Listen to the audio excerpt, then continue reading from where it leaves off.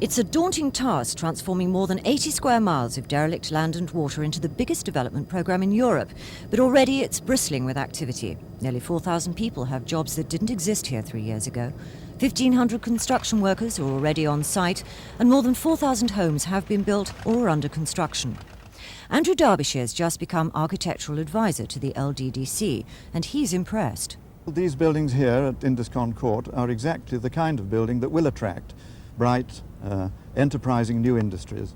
These are factories and workshops and offices to let at very low rents, with a high standard of architecture, very good paving on the ground, landscaping, lighting, all done to a very high standard. You're very keen, though, also on conserving the old factories and offices. Yes, indeed. The corporation have a policy to adapt and refurbish all the old buildings that they can, like the Ledger building, which they've turned into offices for their own use, so that we get a nice mixture of old and new, and a recollection of things past, as well as an adventure into the future.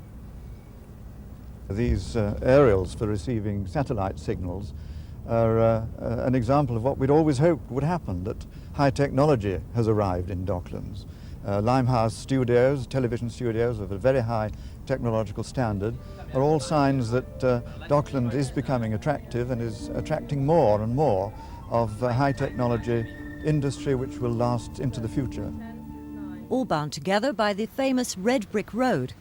Most of the controversy surrounding Docklands centred on the need for housing and what kind of housing it should be. Now, an average of 5 houses or flats are completed each day. What impresses me is the extraordinary variety and range of choice that is being offered.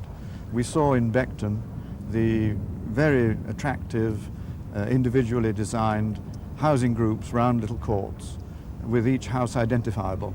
And then on the Isle of Dogs, Ferry Street, there were the precursors of the Docklands housing on the waterfront.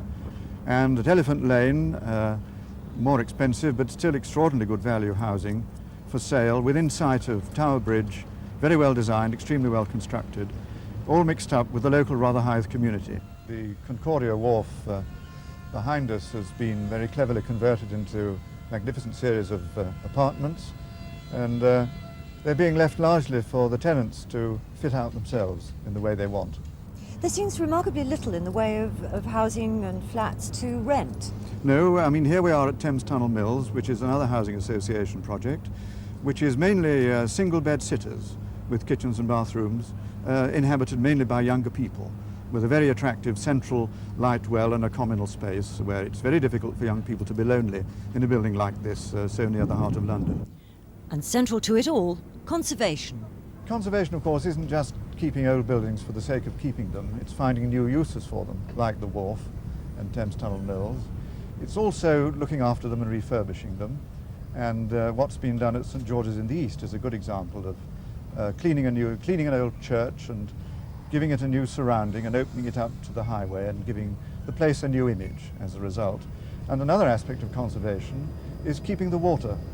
Water is the great asset of Docklands, and the policy of filling in docks, which prevailed until the corporation arrived, has happily been reversed. If you could gaze ahead by 10 years, how do you think Docklands is going to be then? It'll be booming.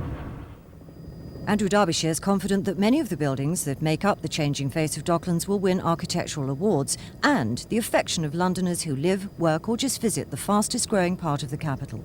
Tricia Ingram's Thames News.